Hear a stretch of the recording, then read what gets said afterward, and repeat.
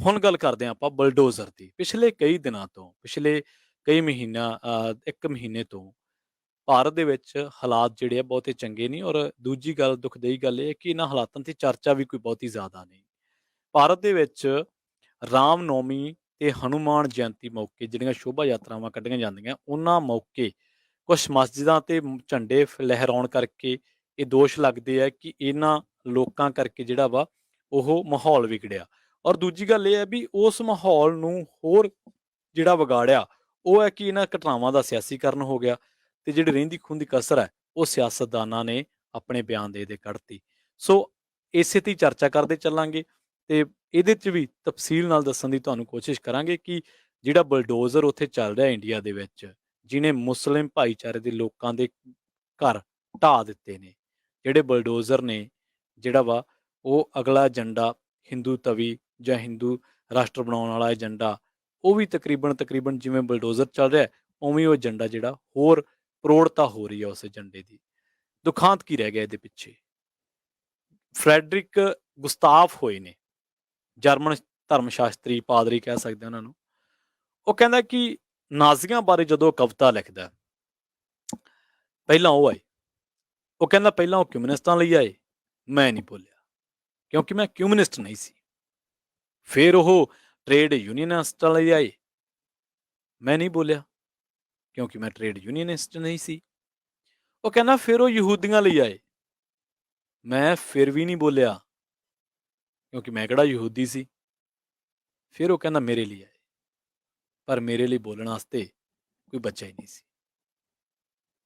ਇਹ ਚੀਜ਼ਾਂ ਅਸੀਂ ਕਿਉਂ ਕਰ ਰਹੇ ਹਾਂ? ਨਾਜ਼ੀਆਂ ਨਾਲ ਕੰਪੈਰੀਜ਼ਨ ਕਿਉਂ ਹੋ ਰਹੇ ਨੇ?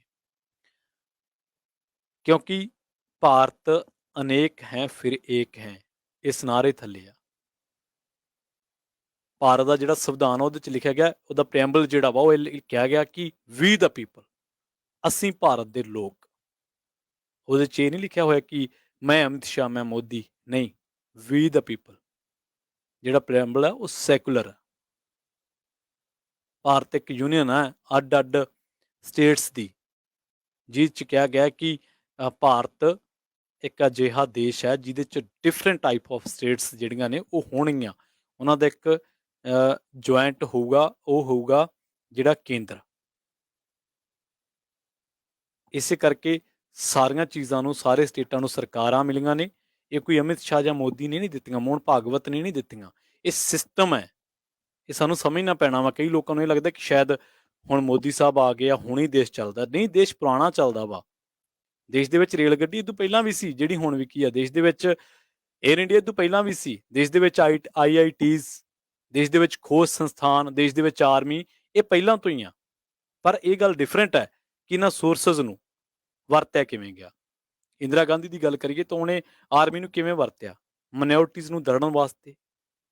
ਪੁਲਿਸ ਨੂੰ ਕਿਵੇਂ ਵਰਤਿਆ ਗਿਆ? ਮਾਈਨੋਰਟੀਜ਼ ਦਾ ਕਤਲੇਆਮ ਕਰਨ ਵਾਸਤੇ। ਇੰਦਰਾ ਗਾਂਧੀ ਨੇ ਕਿਵੇਂ ਵਰਤਿਆ ਏਜੰਸੀਜ਼ ਨੂੰ? ਕੌਣ ਭੁੱਲਿਆ ਵਾ? ਰਾਜੀਵ ਗਾਂਧੀ ਨੇ ਕਿਵੇਂ ਵਰਤਿਆ? ਦਰਬਾਰ ਸਾਹਿਬ ਤੇ ਹਮਲਾ, 1984 ਸਿੱਖ ਕਤਲੇਆਮ, ਗੋਧਰਾ ਦਾ ਕਤਲੇਆਮ, ਇਹ ਚੀਜ਼ਾਂ ਕੌਣ ਭੁੱਲਦਾ ਵਾ? ਸੋ ਪਰ ਹੁਣ ਜਿਹੜਾ ਬਲਡੋਜ਼ਰ ਚੱਲਿਆ ਉਹਨੇ ਲੋਕਾਂ ਨੂੰ ਵਿੰਨ ਦਿੱਤਾ ਵਾ। ਇਹ ਬਲਡੋਜ਼ਰ ਚੱਲਣਾ ਨਹੀਂ ਸੀ ਚਾਹੀਦਾ। ਦੋ ਭਾਈਚਾਰਿਆਂ ਦੇ ਦਰਮਿਆਨ ਜੋ ਟਸਲ ਹੋਈ ਉਸ ਤੋਂ ਬਾਅਦ ਬਲਡੋਜ਼ਰ ਚੱਲਿਆ ਵਾ। ਜਦੋਂ ਬਲਡੋਜ਼ਰ ਚੱਲ ਕੇ ਹਟਦਾ ਵਾ ਤੇ ਜਿਹੜੇ ਉੱਥੇ ਹਾਲਾਤ ਬਣਦੇ ਨੇ ਉਹ ਕੁਛ ਇਸ ਤਰ੍ਹਾਂ ਹੈ ਕਿ ਜਿਹੜੀ ਉੱਥੇ ਬੀਬੀ ਕੂੜਾ ਇਕੱਠਾ ਕਰਕੇ ਆਪਣੇ ਜਵਾਕਾਂ ਦਾ ਢਿੱਡ ਭਰਦੀ ਆ, ਉਹ ਕੁਛ ਇਸ ਤਰ੍ਹਾਂ ਕਹਿ ਰਹੀ ਆ। ਉਹ ਕਹਿੰਦੀ ਕਿ ਸਾਡੇ ਕੂੜਾ ਇਕੱਠਾ ਕਰਨ ਵਾਲਿਆਂ ਤੋਂ ਬਿਨਾਂ ਤੁਹਾਡੀ ਦਿੱਲੀ ਦੀ ਸਫਾਈ ਬਰਕਰਾਰ ਨਹੀਂ ਰਹਿ ਸਕਦੀ। ਤੁਹਾਨੂੰ ਕੂੜੇ ਦੇ ਢੇਰਾਂ ਦੇ ਵਿੱਚ ਰਹਿਣਾ ਪੈਣਾ ਹੈ। ਅਸੀਂ ਤੁਹਾਡੀ ਦਿੱਲੀ ਨੂੰ ਸਾਫ਼ ਰੱਖਦੇ ਹਾਂ ਤੇ ਸਾਨੂੰ ਇਸ ਗੱਲ ਦੀ ਸਜ਼ਾ ਵੀ ਮਿਲਦੀ ਹੈ।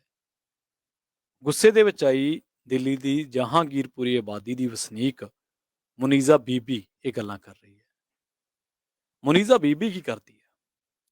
ਮੁਨੀਜ਼ਾ ਬੀਬੀ ਆਪਣੇ ਖਾਵਨ ਦੇ ਨਾਲ ਰਲ ਕੇ ਕਬਾੜ ਛਾਂਟਦੀ ਹੈ ਜੋ ਉਹਨਾਂ ਨੂੰ ਆਪਣੇ ਰੇੜੇ ਤੇ ਰਿਹਾਇਸ਼ੀ ਕਲੋਨੀਆਂ ਤੋਂ ਇਕੱਠਾ ਕਰਕੇ ਲਿਆਉਂਦੇ ਆ। ਉਹ ਘਰੇ ਬਹਿ ਕੇ ਕਾਗਜ਼, ਪਲਾਸਟਿਕ ਤੇ ਕੱਚ ਨੂੰ ਵੱਖ ਕਰਦੀ ਹੈ ਤੇ ਇਹਦਾ ਜਿਹੜਾ ਘਰ ਵਾਲਾ ਖਾਵੰਦ ਉਹ ਉਸ ਕਬਾੜ ਨੂੰ ਵੇਚ ਦਿੰਦਾ ਹੈ।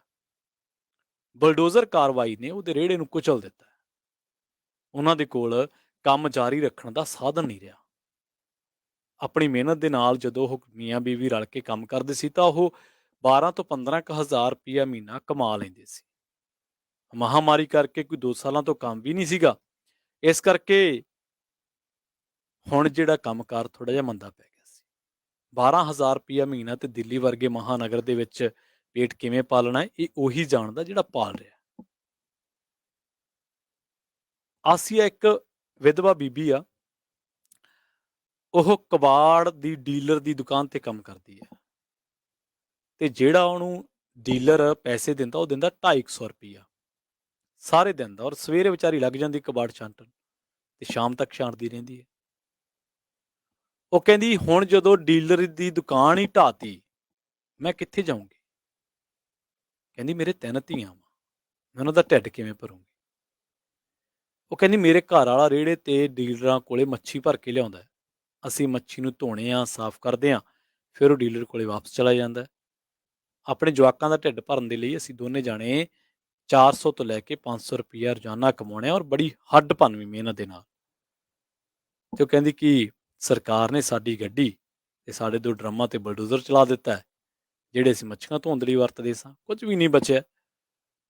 ਹੁਣ ਨਾ ਗੱਡੀ ਬਚੀ ਹੈ ਤੇ ਨਾ ਡਰਮ ਤੇ ਨਾ ਖਰੀਦਣ ਦੀ ਕੋਈ ਬਚਤੀ ਹੈ।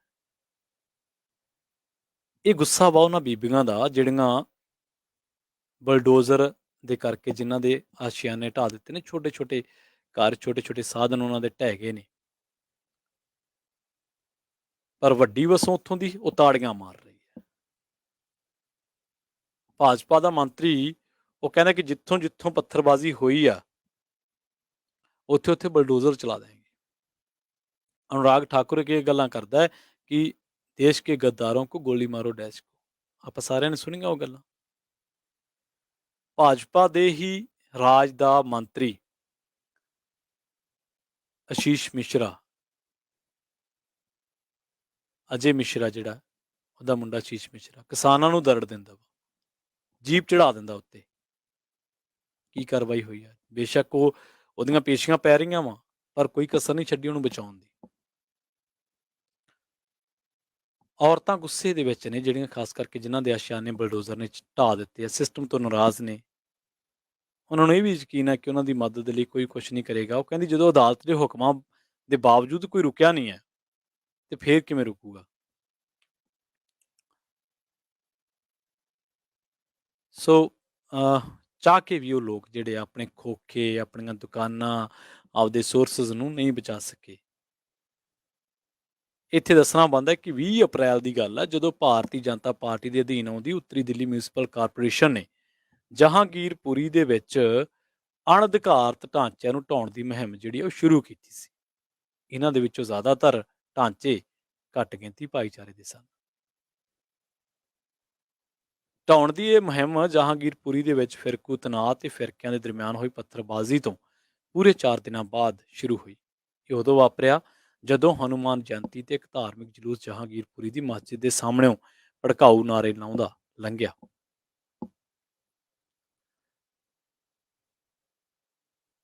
ਜਹਾਂਗੀਰਪੁਰੀ ਜਿਹੜਾ ਇਲਾਕਾ ਵਾ, ਨਾ ਤਾਂ ਉਹ ਅਪਸਫਾ ਦੇ ਅਧੀਨ ਹੈ ਤੇ ਨਾ ਹੀ ਅਣਅਧਿਕਾਰਤ ਕਲੋਨੀ ਹੈ, ਇੱਕ ਪੁਨਰਵਾਸ ਕਲੋਨੀ ਹੈ। ਪੁਨਰਵਾਸ ਕਲੋਨੀ ਕੀ ਹੁੰਦੀ ਹੈ? 1975-76 ਦੇ ਵਿੱਚ ਦਿੱਲੀ ਦੇ ਵੱਖ-ਵੱਖ ਖੇਤਰਾਂ ਤੋਂ ਝੁੱਗੀ ਝੌਂਪੜੀਆਂ ਦੇ ਵਿੱਚ ਰਹਿਣ ਵਾਲੇ ਸ਼ਹਿਰ ਦੇ ਗਰੀਬ ਗੁਰਬਿਆਂ ਨੂੰ ਮੁੜ ਵਸੇਬੇ ਦੇ ਲਈ ਲਿਆ ਕੇ ਵਸਾਈ ਗਈ ਸੀ। ਦਿੱਲੀ ਦੇ ਵਿੱਚ ਮੁੜ ਵਸੇਬੇ ਦਾ ਸੰਕਲਪ ਸਰਕਾਰ ਨੇ 1960ਵਿਆਂ ਦੇ ਵਿੱਚ ਸ਼ੁਰੂ ਕੀਤਾ ਸੀ। ਜਿਹੜੇ ਝੁੱਗੀਆਂ ਅੰਦਰ ਸ਼ਹਿਰਾਂ ਦੇ ਵਿੱਚ ਰਹਿੰਦੇ ਆ ਗਰੀਬ ਮਜ਼ਦੂਰ, ਉਹਨਾਂ ਨੂੰ ਦੂਰੋਂ ਲਿਆ ਕੇ ਉਜਾੜ ਕੇ ਇਹ ਪੁਨਰਵਾਸ ਕਲੋਨੀਆਂ ਦੇ ਵਿੱਚ ਭੇਜਿਆ ਗਿਆ ਸੀ। DDA ਦਾ ਰਿਕਾਰਡ ਇਹ ਗੱਲ ਕਹਿੰਦਾ ਕਿ ਇਸ ਸਮੇਂ ਦਿੱਲੀ ਦੇ ਵਿੱਚ 80 ਤੋਂ ਵੱਧ ਪੁਨਰਵਾਸ ਕਲੋਨੀਆਂ। ਜਦੋਂ ਬਲਡੋਜ਼ਰ ਲਿਆਂਦਾ ਗਿਆ ਜਹਾਂਗੀਰਪੁਰੀ ਦੇ ਵਿੱਚ ਤਾਂ ਲੋਕਾਂ ਨੂੰ ਕੁਝ ਘੰਟੇ ਪਹਿਲਾਂ ਹੀ ਦੱਸਿਆ ਗਿਆ, ਆਪਣੇ ਕਾਗਜ਼ ਦਿਖਾਉਣ ਦਾ ਦਾਅਵਾ ਪੇਸ਼ ਕਰਨ ਦਾ ਮੌਕਾ ਦਿੱਤਾ ਗਿਆ ਤੇ ਨਾ ਹੀ ਦਿੱਤਾ ਗਿਆ। ਪਹਿਲਾਂ ਕਿਹਾ ਗਿਆ ਕਿ ਤੁਹਾਡੇ ਕਾਗਜ਼ ਵੇਖੇ ਜਾਣਗੇ ਤੇ ਜਾਂ ਆਪਣਾ ਦਾਅਵਾ ਕਰੋ। ਬਲਡੋਜ਼ਰਾਂ ਦੀ ਮੁਹਿੰਮ ਨੂੰ ਟੈਲੀਵਿਜ਼ਨ ਤੇ ਪ੍ਰਸਾਰਿਤ ਕੀਤਾ ਗਿਆ। ਕਿਉਂ? ਟੈਲੀਵਿਜ਼ਨ ਤੇ ਤਾਂ ਖਬਰਾਂ ਚੱਲਦੀਆਂ ਨਾ, ਬਲਡੋਜ਼ਰ ਮੁਹਿੰਮ ਥੋੜ੍ਹਾ ਚੱਲਦੀ ਹੈ, ਪਰ ਇਹ ਚਲਾਈ ਕਿਉਂਕਿ ਬਹੁ ਗਿਣਤੀ ਫਿਰਕੇ ਦੇ ਵਿੱਚ ਖੁਸ਼ੀ ਦਾ ਮਾਹੌਲ ਪੈਦਾ ਕੀਤਾ ਜਾ ਸਕੇ। ਜਹਾਂਗੀਰਪੁਰੀ ਦੇ ਜਿਹੜੇ ਬਜ਼ੁਰਗ ਆ ਉਹ ਦੱਸਦੇ ਆ ਵੀ 1970ਵਿਆਂ ਦੇ ਵਿੱਚ ਪੱਛਮੀ ਬੰਗਾਲ ਤੋਂ ਪ੍ਰਵਾਸ ਕਰਕੇ ਉਹ ਇੱਥੇ ਆਏ ਸਨ। ਪ੍ਰਵਾਸ ਦਾ ਸਬੱਬ ਸੂਬੇ ਦੇ ਵਿੱਚ ਅੰਨ ਦੀ ਤੋੜ ਤੇ ਭੁੱਖਮਰੀ ਦੇ ਹਾਲਾਤ ਸੀਗੇ। ਇਹਨਾਂ ਪ੍ਰਵਾਸੀਆਂ ਦੇ ਵਿੱਚ ਜ਼ਿਆਦਾਤਰ ਮੁਸਲਮਾਨ ਮਿਦਨਾਪੁਰ, ਹਲਦੀਆ, ਮੁਰਸ਼ਿਦਾਬਾਦ ਤੇ 24 ਪਰਗਨਾ ਜ਼ਿਲ੍ਹਿਆਂ ਦੇ ਨਾਲ ਸੰਬੰਧ ਸਨ। ਇਹ ਪ੍ਰਵਾਸੀ ਯਮੁਨਾ ਕੰਢੇ ਝੁੱਗੀਆਂ ਪਾ ਕੇ ਰਹਿਣ ਲੱਗ ਪਏ। 1970 ਦੀ ਗੱਲ ਆ ਜਦੋਂ ਸਰਕਾਰ ਉਹਨਾਂ ਨੂੰ ਪੁਨਰਵਾਸ ਦੀ ਪੇਸ਼ਕਸ਼ ਕਰਦੀ ਹੈ ਤੇ ਜਿਹਦੇ ਤਹਿਤ ਜਿਹੜੇ ਲੋਕ ਨਸਬੰਦੀ ਮੁਹਿੰਮ ਦੇ ਵਿੱਚ ਹਿੱਸਾ ਲੈਣ ਦੇ ਲਈ ਸਹਿਮਤ ਹੋਏ, ਉਹਨਾਂ ਨੂੰ ਜਹਾਂਗੀਰਪੁਰੀ ਤੇ ਕੁਝ ਹੋਰ ਪੁਨਰਵਾਸ ਕਲੋਨੀਆਂ ਦੇ ਵਿੱਚ ਮਕਾਨ ਜਿਹੜੇ ਆ ਅਲਾਟ ਕਰ ਦਿੱਤੇ ਗਏ। ਜਹਾਂਗੀਰਪੁਰੀ ਦੇ ਸੀ ਤੇ ਡੀ ਬਲਾਕ, ਜਿੱਥੇ ਪ੍ਰਵਾਸੀ ਤੇ ਇਹਨਾਂ ਦੀਆਂ ਅਗਲੀਆਂ ਪੁਸ਼ਤਾਂ ਰਹਿੰਦੀਆਂ, ਉਹਨੂੰ ਸਥਾਨਕ ਲੋਕ ਅਕਸਰ ਬੰਗਲਾਦੇਸ਼ੀ ਕਲੋਨੀ ਕਹਿੰਦੇ ਆ। ਜ਼ਿਆਦਾਤਰ ਕਬਾੜ, ਕੂੜਾ ਕਰਕਟ ਤੇ ਰਹਿੰਦ ਖੂੰਹਦ ਨੂੰ ਰਿਸਾਈਕਲ ਕਰਨ ਦੇ ਕਿੱਤੇ ਦੇ ਵਿੱਚ ਨੇ। ਕੋਈ ਖੋਖਾ ਵੀ ਲਾਉਂਦਾ, ਕੋਈ ਰੇਹੜੀ ਵੀ ਲਾਉਂਦਾ ਹੋਣਾ, ਕੋਈ ਛੋਟਾ ਦੁਕਾਨਦਾਰ ਹੈ ਤੇ ਕੋਈ ਕਬਾੜਗੇ ਦੀ ਦੁਕਾਨ ਕਰਦਾ। ਇਹ ਨੌਕਰੀ ਪੇਸ਼ਾ ਨਹੀਂ ਹੈ। ਇਹ ਜ਼ਿਆਦਾਤਰ ਉਹ ਲੋਕ ਨੇ ਜਿਹੜੇ ਸਵੈ ਰੁਜ਼ਗਾਰ ਸ਼ੁਦਾ ਨੇ, ਮਜ਼ਦੂਰ ਨੇ। ਪਰ ਜਹਾਂਗੀਰਪੁਰੀ ਦੇ ਵਿੱਚ ਜਿਹੜੀਆਂ ਘਟਨਾਵਾਂ ਵਾਪਰੀਆਂ, ਇਹਨਾਂ ਦੇ ਸਿਲਸਿਲੇ ਦੇ ਵਿੱਚ ਫਿਕਰ ਕਰਨ ਵਾਲੀਆਂ ਬਹੁਤ ਸਾਰੀਆਂ ਗੱਲਾਂ ਨੇ। ਘੱਟ ਗਿਣਤੀ ਭਾਈਚਾਰੇ ਨੂੰ ਨਿਸ਼ਾਨਾ ਬਣਾਉਣ ਵਾਲੇ ਜਿਹੜੇ ਧਾਰਮਿਕ ਜਲੂਸ ਹੈ, ਉਸੇ ਦੌਰਾਨ ਜਿਹੜੀ ਹਿੰਸਾ ਹੋਈ ਹੈ, ਉਹਨੂੰ ਇਹ ਦੇਖਿਆ ਗਿਆ ਕਿ ਬਦਲੇ ਵਜੋਂ ਘਰਾਂ ਨੂੰ ਢਾਉਣ ਬਾਰੇ ਖੁੱਲ੍ਹੀਆਂ ਧਮਕੀਆਂ, ਵਸਨੀਕਾਂ ਨੂੰ ਬੰਗਲਾਦੇਸ਼ੀ ਰੋਹਿੰਗਿਆ ਕਿਹਾ ਗਿਆ, ਘੁਸਪੈਠੀਆ ਕਿਹਾ ਗਿਆ ਤੇ ਭੰਡਿਆ ਗਿਆ।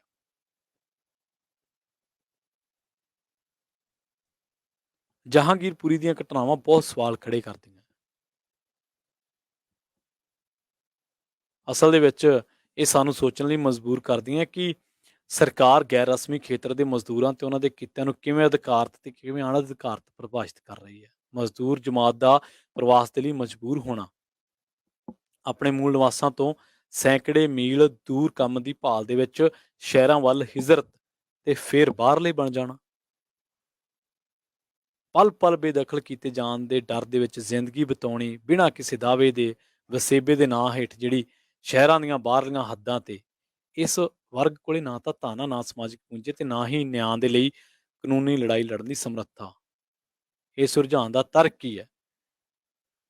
ਘੱਟ ਗਿਣਤੀ ਫਿਰਕੇ ਦੇ ਮਜ਼ਦੂਰਾਂ ਦਾ ਉਜਾੜਾ ਕੋਈ ਵਿਕਾਸ ਨਹੀਂ ਹੈ। ਇਹ ਸਾਨੂੰ ਸਮਝਣਾ ਪੈਣਾ ਵਾ। ਕੋਈ ਸਮੂਹਿਕ ਜਾਂ ਵਿਅਕਤੀਗਤ ਕਲਿਆਣਕਾਰੀ ਦਲੀਲ ਨਹੀਂ ਹੈ ਜੋ ਬਲਡੋਜ਼ਰਾਂ ਦੇ ਹੱਕ ਦੇ ਵਿੱਚ ਦਿੱਤੀ ਜਾ ਸਕੇ। ਇਹ ਸਰਾਸਰ ਬੇਇਨਸਾਫੀ ਆ, ਇਹ ਸਰਾਸਰ ਧੱਕੇਸ਼ਾਹੀ ਆ, ਇਨਸਾਨੀਅਤ ਤੇ ਧੱਬਾ ਵਾ। ਇਤਿਹਾਸ ਨਾਜ਼ੀ ਜਰਮਨੀ ਦੇ ਵਿੱਚ ਯਹੂਦੀਆਂ ਦੇ ਨਾਲ ਹੀ ਵਰਤਾਰਾ ਵੇਖ ਚੁੱਕਿਆ। ਇਸੇ ਕਰਕੇ ਅਸੀਂ ਇਸ ਮਾਰਟਿਨ ਲੈਨਮੋਰ ਪਾਲ ਤੋਂ ਇਸ ਗੱਲ ਦੀ ਸ਼ੁਰੂਆਤ ਕੀਤੀ ਸੀ ਕਿ ਜਿਹੜਾ ਕਹਿੰਦਾ ਫਰੈਡਰਿਕ ਗੁਸਤਾਫ ਦਾ ਹਵਾਲਾ ਦਿੰਦਾ ਹੈ ਨਾਜ਼ੀਆਂ ਬਾਰੇ, ਜਦੋਂ ਕਹਿੰਦਾ ਹੈ ਕਿ ਪਹਿਲਾਂ ਉਹ ਆਏ, ਮੈਂ ਕਮਿਊਨਿਸਟਾਂ ਲਈ ਆਏ, ਮੈਂ ਨਹੀਂ ਬੋਲਿਆ ਕਿਉਂਕਿ ਮੈਂ ਕਮਿਊਨਿਸਟ ਨਹੀਂ ਸੀ। ਫਿਰ ਉਹ ਟ੍ਰੇਡ ਯੂਨੀਅਨਿਸਟ ਲਈ ਆਏ, ਮੈਂ ਨਹੀਂ ਬੋਲਿਆ ਕਿਉਂਕਿ ਮੈਂ ਕਿਹੜਾ ਟ੍ਰੇਡ ਯੂਨੀਅਨਿਸਟ ਸੀਗਾ। ਫਿਰ ਉਹ ਯਹੂਦੀਆਂ ਦੇ ਲਈ ਆਏ, ਮੈਂ ਫਿਰ ਵੀ ਨਹੀਂ ਬੋਲਿਆ ਕਿਉਂਕਿ ਮੈਂ ਯਹੂਦੀ ਨਹੀਂ ਸੀ। ਫਿਰ ਉਹ ਮੇਰੇ ਲਈ ਆਏ, ਤਾਂ ਕਹਿੰਦਾ ਉਦੋਂ ਤੱਕ ਕੋਈ ਬੋਲਣ ਲਈ ਬਚਿਆ ਨਹੀਂ ਸੀ। ਸੋ ਇਹ ਜਿਹੜੇ ਆ ਹਾਲਾਤ ਬਣ ਚੁੱਕੇ ਆ ਦੇਸ਼ ਦੇ। ਅਮੁੱਲਿਆ ਗੋਂਗਲੀ ਇੱਕ ਸੀਨੀਅਰ ਪੱਤਰਕਾਰ ਹੋਏ ਨੇ ਤੇ ਉਹਨਾਂ ਨੇ ਕੀ ਕੀਤਾ ਵੀ ਜਦੋਂ ਦੇਸ਼ ਦੇ ਵਿੱਚ ਫਿਰਕੂ ਦੰਗੇ ਹੋਏ, ਕਤਲੇਆਮ ਹੋਏ, ਤੇ ਉਹਨਾਂ ਦੀ ਜਿਹੜੇ ਜਾਂਚ ਲਈ ਕਮਿਸ਼ਨ ਬਣਾਏ ਸੀਗੇ, ਉਹਨਾਂ ਕਮਿਸ਼ਨਾਂ ਦੀ ਘੋਖ ਪੜਤਾਲ ਕੀਤੀ, ਉਹਨਾਂ ਰਿਪੋਰਟਾਂ ਦੀ। ਤੇ ਇਹਨਾਂ ਕਤਲੇਆਮ ਦੇ ਬਾਰੇ ਜਾਂ ਦੰਗਿਆਂ ਦੇ ਬਾਰੇ ਉਹਨਾਂ ਨੇ ਕਾਫੀ ਕੁਝ ਲਿਖਿਆ।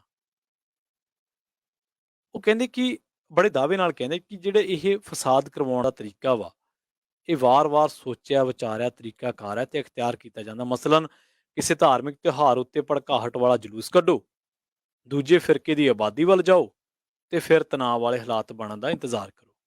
ਬਸ ਫਿਰ ਥੋੜੀ ਦੇਰ ਦੇ ਵਿੱਚ ਹੀ ਫਸਾਦ ਭੜਕ ਪਵੇਗਾ। ਇਸ ਤੋਂ ਬਾਅਦ ਸਿਆਸੀ ਸੀਟਾਂ ਦੇ ਚੁਣਾਵੀ ਵਿਸ਼ਲੇਸ਼ਣ ਤੋਂ ਪਤਾ ਲੱਗਦਾ ਹੈ ਕਿ ਫਿਰਕੂ ਧਰੁਵੀਕਰਨ ਕਰਨ ਵਾਲੀ ਪਾਰਟੀ ਦੇ ਹੱਕ ਦੇ ਵਿੱਚ ਲਾਮਬੰਦੀ ਹੋ ਜਾਂਦੀ ਹੈ ਤੇ ਦਹਾਕਿਆਂ ਤੋਂ ਹੀ ਤਰੀਕਾਕਾਰ ਵਾਰ-ਵਾਰ ਅਜ਼ਮਾਇਆ ਜਾਂਦਾ ਹੈ। ਜਦੋਂ ਐਤਕੀ ਰਾਜਸਥਾਨ, ਮੱਧ ਪ੍ਰਦੇਸ਼, ਝਾਰਖੰਡ ਤੇ ਕੌਮੀ ਰਾਜਧਾਨੀ ਦੇ ਵਿੱਚ ਇਸ ਕਿਸਮ ਦੀ ਭੜਕਾਹਟ ਪੈਦਾ ਹੋਈ ਤਾਂ ਉਹੀ ਪੁਰਾਣੀ ਗੱਲ ਜਿਹੜੀ ਆ ਉਹ ਚੇਤੇ ਆ ਗਈ।